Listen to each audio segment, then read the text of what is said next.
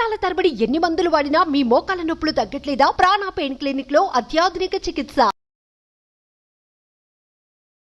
Welcome to Suman TV. నేను మీ Suman TV. Kolkata incident తర్వాత చాలామంది అంటే ప్రముఖులు ఎవరెవరైతే ఉంటారో వాళ్ళు తెర మీదకి రావడం జరిగింది. అందులో ముఖ్యంగా ప్రత్యేకించి చెప్పుకోవాల్సిందే మమతా బెనర్జీకి సంబంధించినటువంటి నెప్యూ మేనల్లుడు. సో ఆయనకి సంబంధించినటువంటి వాటిలో రకరకాల కథనాలు అయితే మనం చూస్తూ ఉన్నాము. తృణమూల్ కాంగ్రెస్ పార్టీకి సంబంధించినటువంటి ఏ కార్యక్రమానికైనా సరే సో అతని పాత్ర కీ రోల్ అని చెప్పేసి చెప్తూ ఉంటారు.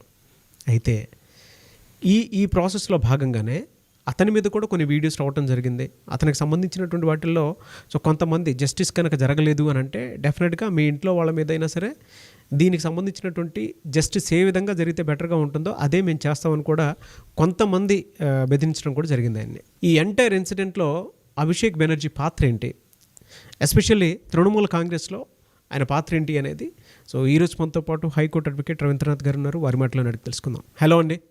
హాయ్ అండి నాగరాజ్ గారు. అభిషేక్ బెనర్జీ పాత్ర ఏంటి సార్ అసలు తృణమూల్ కాంగ్రెస్లో? బంగ్లా నిజర్ మాయకా ఛాయ్, బంగ్లా నిజర్ మాయకా ఛాయ్, ఇది తృణమూల్ కాంగ్రెస్ పార్టీ యొక్క నినాదం. అంటే ఇది బెంగాల్లో ఉంటుంది. తెలుగులో ట్రాన్స్లేట్ చేస్తే బంగ్లా అంటే బెంగాల్ నా కూతురు కావాలి, ఇది వాళ్ళ యొక్క పార్టీ యొక్క స్లోగన్. బంగ్లా నిజర్ మాయకా ఛాయ్ అంటే బెంగాల్ ప్రజలు నా కూతురు కావాలి, అంటే బెంగాల్ నా కూతురు కావాలి అన్నటువంటి స్లోగన్ అది. మా మిట్టి మానుష్, నా తల్లి నా మట్టి, నా జన్మభూమి మానుష్ మనిషి, తల్లి నేల మనిషి, ఈ మూడే మా ప్రధానం అని చెప్పుకొని తిరిగినటువంటి తృణమూల్ కాంగ్రెస్ యొక్క ప్రధాన స్లోగన్ ఇదే. తృణమూల్ కాంగ్రెస్ పార్టీ ఏర్పాటైంది కూడా ఈ స్లోగన్ మీదే. కానీ ఈరోజు ఆ రాష్ట్రంలో జరుగుతున్న అరాచకాలకి ఈ స్లోగన్కి ఎక్కడైనా అర్థం ఉందా లేదంది ఆ పార్టీ కార్యకర్తలు, ఆ పార్టీ సభ్యులు, యావత్ రాష్ట్రం కూడా ఆలోచించుకోవాలి. నాట్ ఓన్లీ యావత్ రాష్ట్రం కాదు, ఎక్కడెక్కడైతే బంగ్లా ప్రజలు ఉన్నారో వారందరూ కూడా మరొకసారి ఆలోచించుకోవాల్సిన అవసరం ఉంది. బంగ్లా నా కూతురు కావాలి అని ఏదైతే స్లోగన్తో స్టార్ట్ చేశారో నిజంగా ఆ రాష్ట్రంలో కూతుర్లకు జరుగుతున్న అన్యాయాలు, ఒక ఆడపిల్లకి జరుగుతున్న అన్యాయాలు నిజంగా హర్షదాయకమేనా, ఇది కూడా చర్చించుకోవాల్సిన అవసరం ఉంది నాగరాజు గారు. అభిషేక్ బెనర్జీ ఈరోజు తృణమూల్ కాంగ్రెస్ పార్టీలో ప్రధాన జాతీయ కార్యదర్శి. తన రాజకీయ ప్రస్థానం 2009లో మొదలైంది. అప్పుడప్పుడే ఎదుగుతున్నటువంటి వ్యక్తిని తీసుకొని పార్టీలో, అంటే అప్పటికే 2009లో అతనికి ఫస్ట్ టైం టికెట్ ఇచ్చారు. కానీ అంతకుముందు తృణమూల్ కాంగ్రెస్ పార్టీలో కొన్ని వ్యవహారాలు నడిపేవాడు. ముఖ్యంగా మమతా బెనర్జీకి సన్నిహితంగా ఉంటూ పార్టీలో అంతర్గత వ్యవహారాల్లో ప్రధాన పాత్ర భూమిక పోషిస్తూ అటు మమతా బెనర్జీకి పార్టీకి అనుసంధానంగా చేస్తూ ఒక కీలక పాత్ర పోషించేవాడు అభిషేక్ బెనర్జీ.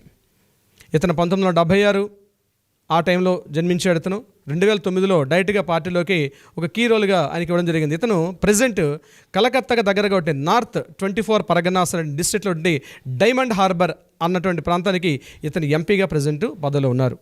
ఇప్పటివరకు ఆయన ఈరోజు కూడా ఎమ్మెల్యేగా పనిచేయలేదు. 2009 నుంచి ఇప్పటిదాకా ఆయన ఎంపీగానే కొనసాగుతున్నారు. ఎగ్జాక్ట్లీ. సో ఈరోజు రీసెంట్గా మమతా బెనర్జీ గారు మొన్న రీసెంట్గా జరిగిన ఎలక్షన్స్లో ఆయనకు ఉన్నటువంటి యువజన విభాగ నాయకుడి నుంచి ఆయనకు డైరెక్ట్గా జాతీయ ప్రధాన కార్యదర్శి అనే పోస్టుకి ఇవ్వడంలో అంతర్గత ఉద్దేశం కూడా అర్థమవుతుంది. ఆయనని నెక్స్ట్ తన వారసుడిగా ప్రకటించే అవకాశం కూడా ఉంది అని చెప్పగానే చెప్తున్నాయి రాజకీయ సమీకరణాలు. ఈ విధంగా చూస్తే అసలు అభిషేక్ బెనర్జీ ఎవరు, ఈయన తాలూక వ్యక్తిత్వం ఎలా ఉంటుందని మనం పరిశీలించగలిగితే దీన్ని మొత్తం 3 రకాలుగా చూడాలి. ఆయనకున్నటువంటి కుటుంబ నేపథ్యం ఒక యాంగిల్, ఆయన రాజకీయ ప్రస్థానం మరొక యాంగిల్, ఆయన చుట్టూ ఉన్నటువంటి చట్టపరమైన విచారణలు, దీన్ని 3 కోణాలుగా మనం చూడాలి అభిషేక్ బెనర్జీకి సంబంధించి. ముఖ్యంగా కుటుంబ నేపథ్యం. టీఎంసీ పార్టీలో మమతా బెనర్జీ తరపున ఆమె యొక్క మేనలుడిగా చల్లమనిగా ఉన్నాడు ఆయన అభిషేక్ బెనర్జీ గారు. ఈరోజు కూడా కీ రోల్గా ఉన్నటువంటి వ్యక్తి. కుటుంబ నేపథ్యం నుంచి వచ్చినటువంటి ఒక స్పెషల్ అర్హతతోటి మంచి కీ పోస్టులు ఆయన చేస్తూ అటు అంతర్గతంగా తృణమూల కాంగ్రెస్కి సంబంధించి ఏదైతే ఉంటుందో అంతర్గతంగా ఉండే ప్రతి విషయంలో కూడా ఇన్వాల్వ్మెంట్ అవుతాడు ఆయన.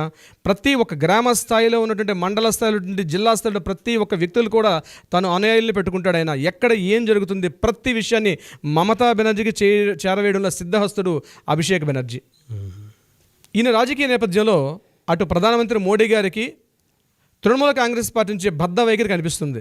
తన మాటల్లోనూ తన చేష్టల్లోనూ కూడా సూటిపోటి బాణాలతోటి బీజేపీ పార్టీని ఎప్పటికప్పుడు ఇరుకుని పెడుతూ ఉంటాడు అభిషేక్ బెనర్జీ. ముఖ్యంగా రాజకీయంగా తన వాక్చాతుర్యంతో బెంగాలీ ప్రజలను తన హక్కును చేర్చుకునే విధంగా ఉంటాయన్న మాటలు. నేను మీ మనిషిని, మీ ఇంటి మనిషిని, నేను మీ వ్యక్తిగతంగా ఉంటాను. నేను ఈ యొక్క ఇంటర్వ్యూ స్టార్టింగ్లో చెప్పాను. ఆ స్లోగన్స్ వాడుతూ ప్రజల యొక్క మూలాల్లోకి చొచ్చుకొని పోతాడు అభిషేక్ బెనర్జీ. ప్రతి ఒక్కరూ అభిషేక్ బెనర్జీ తమ సొంత వ్యక్తిగా తను తీసుకుంటారు. ఈయనకి మార్నింగ్ లేచినప్పటి నుంచి సాయంత్రం వరకు ఒకటి రాజకీయం రాజకీయం రాజకీయం. ఈయనకి వేరే యాక్టివిటీ ఉండదు. క్రీడల్లో కొంతవరకు ఈయనకి ప్రవేశం ఉన్నప్పుడు కూడా మోస్ట్ ఆఫ్ టైం ఈయన యొక్క రాజకీయ వ్యూహాలు, ఎత్తుగడలు, పార్టీ ప్రచార కార్యక్రమాలు, పార్టీని ఎట్లా ప్రజల్లోకి కంటిన్యూటీ ఉండాలి అనే విషయం మీద ఈయన ఎక్కువగా దృష్టి కేంద్రీకరిస్తారు. ఇది ఆయనకు సంబంధించినటువంటి వ్యక్తిగతం, కుటుంబానికి సంబంధించింది. ఇక ఈయన మీద ఉన్నటువంటి చట్టపరమైనటువంటి న్యాయపరమైన విచారాలు ఉన్నాయి. ఈయన జరిగినటువంటి ఆరోపణలు ఏ రకంగా ఎదుర్కొన్నది మనం కాస్త విపులంగా చర్చించే ప్రయత్నం చేద్దాం నాగరాజ్ గారు. ఇందులో ప్రధానంగా ఈయనకున్నది కోల్ మైన్ స్కామ్. వెస్ట్ బెంగాల్లో అసన్సోల్ దగ్గర రాణిగంజ్ అని ఈ ప్రాంతాల్లో భయంకరమైన బొగ్గు గనులు ఉంటాయి. ఆ ప్రాంతం పూర్తిగా బొగ్గు గనులకు ప్రసిద్ధి. ఈ కోల్ మైన్ అనేది తను పవర్లో ఉండేటప్పుడు, అంటే మమతా బెనర్జీ గారు పవర్లో ఉండేటప్పుడు కొన్ని లక్షల టన్నుల బొగ్గుని అక్రమంగా తెలియకుండా వేరే దేశాలకి, వేరే ప్రాంతాలకి ఈయన చేరవేశారని ఒక పెద్ద అభియోగం జరిగింది దీని మీద. దీనికి సంబంధించి అనేక ఆర్థిక అవకతవకలు పాల్పడ్డారని, దానికి సంబంధించి అక్రమార్జన కేసులను కూడా తన సొంత అకౌంట్లో, తన భార్య అకౌంట్లో కూడా వేశారు. దీని మీద సిబిఐ విచారణ జరిగాయి, ఈడీ విచారణలు జరిగాయి. అనేక విధాలైన న్యాయపరమైన చిక్కుల్లో ఒక దశలో ఇరుక్కుపోయారు ఈ కోల్ మైన్ స్కామ్లో. అంటే ఈ కోల్ మైన్ స్కామ్లో ఆ క్వాలిటీ బొగ్గు, భారతదేశంలో ప్రధానంగా అత్యంత క్వాలిటీ ఉన్న బొగ్గు ఈ అసన్సోల్ అనే ప్రాంతంలో దొరుకుతుంది, రాణిగంజ్ అనే ప్రాంతంలో దొరుకుతుంది. ఈ ప్రాంతాల్లో ఉన్న బొగ్గుని పూర్తి కొన్ని లక్ష కోట్ల టన్నుల పైన ఉన్నటువంటి ఆ బొగ్గుని అక్రమంగా తరలించడంలో ఇతను ప్రధాన భూమిక వహించారు. ఆల్రెడీ 2-3 సార్లు ఈయన ఈడీ దర్యాప్తు సంస్థకు వెళ్ళడం జరిగింది. ఈయనకి ఇంటరాగేషన్స్ ఎదుర్కొన్నాడు. At the same time CBI investigations కూడా ఈయన ఎదుర్కోవడం జరిగింది. ఆ కేసుని ఏం జరిగిందండి ఇంకా విచారణలో ఉంది కాబట్టి ఇప్పటికి ఇంకా క్లారిటీ రాలేదు. ఇది కోల్ మైన్ స్కామ్ చేసింది. అంటే ఈయన యొక్క రాజకీయ వ్యూహాలు ఎలా ఉంటాయి నేను చెప్పే ప్రయత్నం చేస్తున్నాను నాగరాజు గారు. దీనికి సంబంధించింది అదే ఇందులో ఈ కేసుకు సంబంధించి ఇతని భార్య రుజిరా నారోలా బెనర్జీ, ఈ రుజిరా నారోలా బెనర్జీ కూడా ఇది యాక్చువల్గా ప్రత్యక్ష రాజకీయాల్లో చాలా తక్కువగా పార్టిసిపేట్ చేస్తారు. కానీ ఈవెన్ దో ఆమె యొక్క అకౌంట్లో కూడా రాంగ్, అంటే మనీ, ముఖ్యంగా ఈ దీనికి సంబంధించిన మనీ అంటే అకౌంట్లోకి, అంటే అక్రమంగా తమ ఖాతాల్లోకి జమ అయినటువంటి అమౌంట్ సంబంధించి ఈడీ అలాగే సిబిఐ కూడా దర్యాప్తుల్లో ఇతని యొక్క భార్య కూడా దర్యాప్తు ఎదుర్కొన్నారు. ఇది అభిషేక్ బెనర్జీ మీద ప్రధాన అభియోగం. రెండవది ప్రధానంగా చెప్పాలంటే పెగానస్ స్పైవేర్ వివాదం. ఇది నిజంగా యావత్ భారతదేశాన్ని కూడా ఒక కుదిపినటువంటి పెగానస్ స్పైవేర్ ఈ ఇష్యూ అన్నది. ఇదేంటంటే ఇది ఒక ఇజ్రాయెల్ సంస్థ, ఒక NSO ఇజ్రాయెల్ సంస్థ ఇతరుల యొక్క ఫోన్లని ట్యాపింగ్ చేయడం.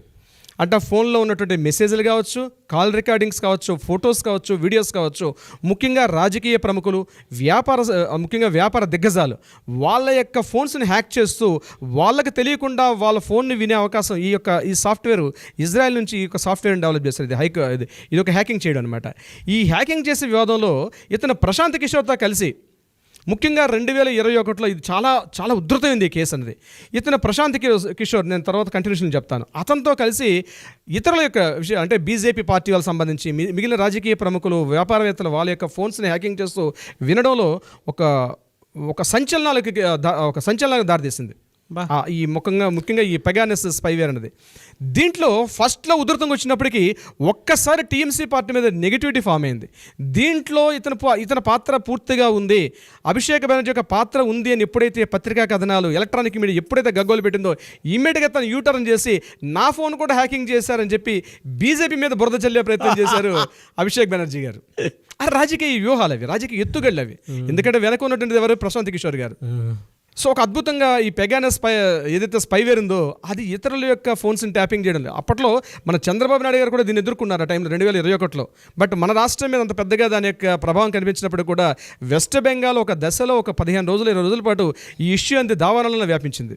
ఇందులో కూడా అభిషేక్ బెనర్జీ కీలక పాత్ర ఉందని చెప్పగానే చెప్తున్నాయి అప్పుడు ఉన్నటువంటి సంస్థలు కానీ లేకపోతే మీడియా కథనాలు. ఇక మూడో విషయానికి వద్దాం.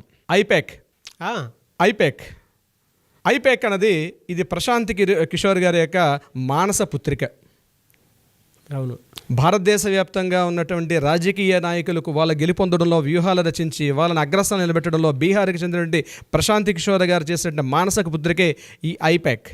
ముఖ్యంగా 2021 ఎన్నికల్లో ఆ 2021 ఎన్నికల్లో పూర్తిగా టీఎంసీ పార్టీకి రాష్ట్ర వ్యాప్తంగా పూర్తి నెగిటివిటీ ఉందని కొన్ని సర్వే దర్యాప్తు సంస్థలు తెలుపుతున్నప్పుడు కూడా ఇమీడియట్గా తీసుకొని తను అలర్ట్ అయ్యాడు. ఇమీడియట్గా ఇది నెగిటివిటీ ఫామ్ అవుతుంది, తృణమూల్ కాంగ్రెస్ పార్టీ అధికారంలోకి వచ్చే అవకాశం లేని తెలిసినప్పుడు ఇమీడియట్గా ప్రశాంత్ కిషోర్ గారితో చేతులు కలిపారు. అతనితో చేతులు కలిపి ఐపాక్ని ఇక్కడ ఏర్పాటు చేశారు. ఏర్పాటు చేసి ఇక ప్రతి విషయంలో కూడా రాజకీయ వ్యూహాలు ఎత్తుగడలు వేయడం మొదలుపెట్టారు. ఐపాక్ అంటే Indian political action committee. IPAC అంటే ఇండియన్ పొలిటికల్ యాక్షన్ కమిటీ. దీన్ని ఏర్పాటు చేసింది ప్రశాంత్ కిషోర్ గారిని ఇప్పుడు చెప్పడం జరిగింది. అయితే ఇందులో ఏం జరిగింది, రాజకీయ అవసరాల కోసం ప్రభుత్వ ధనాన్ని దుర్వినియోగం చేశాడు ఈయన.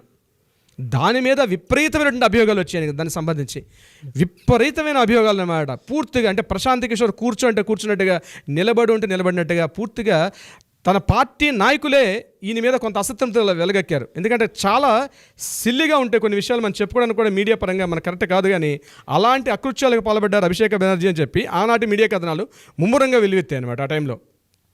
ఇది ప్రశాంత్ కిషోర్తో చేసినట్టు. ఆయనకి ప్రధాన మిత్రుడు కూడా ప్రశాంత్ కిషోరే.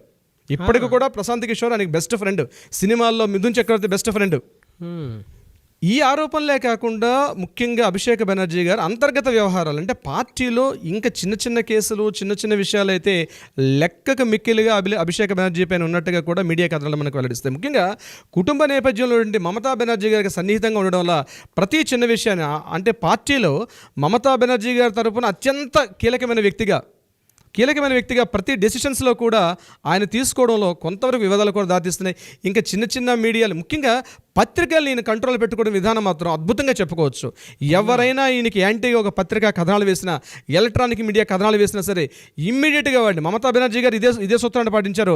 అదే సూత్రాన్ని ఆమె నుంచి పుచ్చుకున్నటువంటి అభిషేక్ బెనర్జీ గారు కూడా దాన్నే కంటిన్యూ చేస్తారు. ఎవరైనా పత్రికా కథనాలు యాంటీగా రాసినట్లయితే చాలా దారుణ పరిస్థితి ఎదుర్కొంటారు. ముఖ్యంగా పత్రికా స్వేచ్ఛ అనేది ఒక విధంగా చెప్పాలంటే తృణమూల్ కాంగ్రెస్ పార్టీలో ఇప్పటికీ పత్రికా స్వేచ్ఛ లేదని చెప్పుకోవడంలో ఎటువంటి సంశయం అయితే లేదు నాగరాజు గారు. దీనికి సంబంధించి అవినీతి ఆరోపణలు, స్మగ్లింగ్, మాదక ద్రవ్యాలు ఇటువంటి విషయాల్లో డైరెక్ట్గా ఇన్వాల్వ్మెంట్గా ఉన్నట్టుగా మనకి ఎక్కడ కనిపించినప్పటికీ కూడా ఇతని ఇన్వాల్వ్మెంట్ పూర్తి స్థాయిలో ఉందని కేంద్ర దర్యాప్తు సంస్థలు ఆల్రెడీ ఒక నిఘా పెట్టి ఉన్నాయని మాత్రం అయితే కొన్ని మీడియా కథనాలు మనం తెలియపరుస్తున్నాయి.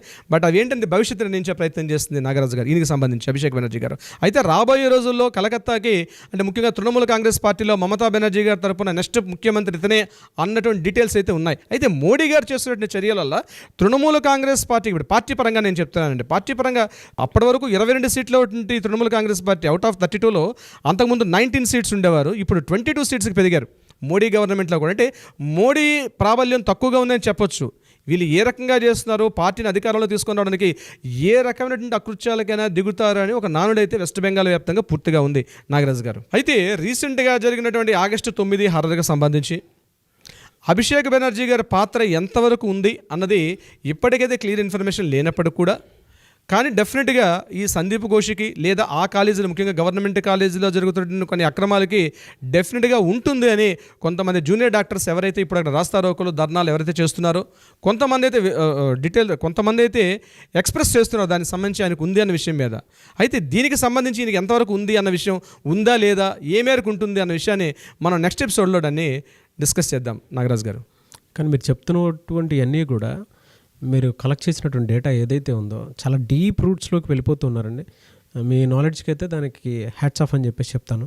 ఇవాళ మనం రాబోయేటువంటి రోజుల్లో కూడా మంచి ఎపిసోడ్స్ అంటే లైఫ్ స్కిల్స్కి సంబంధించినటువంటి ఎపిసోడ్స్, దాంతోపాటు చట్టాల మీద అవగాహన, దాంతోపాటు రిలేషన్షిప్ వాటికి సంబంధించినటువంటి వాటిల్లో మంచి అవగాహన కల్పించేటువంటి వీడియోస్ మాత్రం డెఫినెట్గా చేయాలని కోరుకుంటాను. ఎందుకు అని అంటే డీప్ రూట్స్లోకి వెళ్తున్నారు. అంటే ఒక వేదిక్ సైన్స్ గురించి మనం చదువుకునేటప్పుడు మనం ఏ విధంగా అయితే పాత రోజులకు వెళ్ళి ప్రతిదానికి ఒక కొలమానము, ప్రతిదానికి ఒక రీజను అనేది ఏ విధంగా అయితే ఉంటుందని నేర్చుకుంటూ ఉంటామో అలాగే కేసుకి సంబంధించిన దాంట్లో చాలా డీప్ స్టడీ చేసి రూట్స్లోకి వెళ్ళి ఎక్కడెక్కడి నుంచో కోల్కతా వాళ్ళకి ఫోన్ చేసి దాంతోపాటు మళ్ళీ మన సుమన్ టీవీ మేనేజ్మెంట్ నుంచి అక్కడికి ఒక టీమును పంపించి మనం వీడియోస్ తీసుకొని రావటం జరిగింది. సో అంత డేటాని మీరు చెప్పడం అనేది really great, hats off to you అండి, నో డౌట్. సో ఏదున్నా we want justice, we demand justice, ఇది దీనికి సంబంధించినటువంటి వాటిల్లో నో డౌట్. అండ్ ఒకటి క్లియర్గా చెప్పగలుగుతాను, ఒక 2 డేస్లో దీనికి సంబంధించినటువంటి డేటా అయితే మనకి డెఫినెట్గా వస్తుంది. ఎందుకంటే సుప్రీంకోర్టు ట్రయల్స్లో ఉంది కాబట్టి. జస్టిస్ మాత్రం త్వరితగతిన వస్తుందని చెప్పడానికి ఈరోజు అరెస్ట్ అయినటువంటి RG Kar medical hospital ex principal Sandeep Ghosh అతని దగ్గర నుంచి స్టార్ట్ అయిందని చెప్పేసి మనం అనుకోవచ్చు. ఎందుకంటే కేసుకు సంబంధించింది కూడా పూర్వాపరాలు దీనికి సంబంధించినటువంటి డేటా మనకు వస్తుందని చెప్పి గవర్నర్ గారు కూడా స్టేట్మెంట్ ఇచ్చారు, ముగింపుకి ముందడుగు అని ఒక స్టేట్మెంట్ ఇచ్చారు. ఎస్, ముగింపుకి ముందడుగు. అది గవర్నర్ గారు, వెస్ట్ బెంగాల్ గవర్నర్ ఆనంద్ బోస్ గారు ఇచ్చిన స్టేట్మెంట్. నిన్న ఎప్పుడైతే సందీప్ ఘోష్ గారిని అరెస్ట్ చేశారో ఇమీడియట్గా ఆయన ఫస్ట్ ఇచ్చిన స్టేట్మెంట్ ముగింపుకి ముందడుగు అన్నారు ఆయన. Yes, no doubt. అండ్ మీరు ఇందాక అభిషేక్ బెనర్జీ గురించి మాట్లాడేటప్పుడు ఇచ్చినటువంటి స్టేట్మెంట్లో విస్తుపోయేటువంటి నిజాలు అవన్నీ అవి చిన్న విషయాలు కాదు సార్. అవి అసలు అంటే వాళ్ళు ఎంత బలంగా ఎవరినైనా ఇన్ఫ్లుయెన్స్ చేయగలుగుతారని చెప్పడానికి ఇంతకంటే బెస్ట్ వీడియో కూడా ఉండదేమో నాకు తెలిసి. అంటే దేన్నైనా సరే వాళ్ళు తారుమారు చేయగలుగుతారని చెప్పేసి చెప్పడానికి. ఎందుకంటే అక్కడ ఏదైనా రాతలు రాయాలన్నా, ఎలక్ట్రానిక్ మీడియాలో ఏదన్నా బయటికి రావాలనుకున్నా, లేదంటే ప్రింట్ మీడియాలో ఏదైనా బయటికి రావాలన్నా కూడా వాళ్ళ ఇన్ఫ్లుయెన్స్ అనేది బలంగా ఉంటుందని చెప్పకనే చెప్తున్నారు. దీనికి సంబంధించి ఇంకొక విషయం ఏంటంటే నాగరాజ్ గారు, Trinamool Congress party only west బెంగాలే కాదు, మన ఆంధ్రప్రదేశ్, తెలంగాణ కూడా కొన్ని మూలాలు అయితే ఉన్నాయి. పూర్తి స్థాయిలో లేనప్పుడు కూడా తృణమూల్ కాంగ్రెస్ పార్టీ యొక్క కొంత ఇన్ఫ్లుయెన్సెస్ కొంతమంది ఉన్నారు. ఆమె జాతీయ స్థాయిలో ఈ పార్టీని కూడా ప్రభావితం చేయాలి, జాతీయ స్థాయిలో ఈ పార్టీని తీసుకెళ్లిన ఉద్దేశంలోనే అభిషేక్ బెనర్జీ అనే వ్యక్తిని, తన మేనలుడైన అభిషేక్ బెనర్జీని కీ రోల్గా ఇంపార్టెంట్ చేస్తున్నారు. బహుశా నెక్స్ట్ రాజకీయాల్లో ఆడ జాతీయ స్థాయిలో కూడా పార్టీని విస్తృతం చేసి నేషనల్ పార్టీ లెవెల్ తీసుకెళ్ళినా ఆశ్చర్యపోనవసరం లేదు. ఎస్, చూద్దాం ఏ విధంగా ఉంటుందో. Thank you sir. Thank you అండి నాగరాజ్ గారు. సుమన్ టీవీలో మీ పర్సనల్ అండ్ బిజినెస్ ప్రమోషన్స్ కోసం కింది నెంబర్కి కాంటాక్ట్ చేయండి.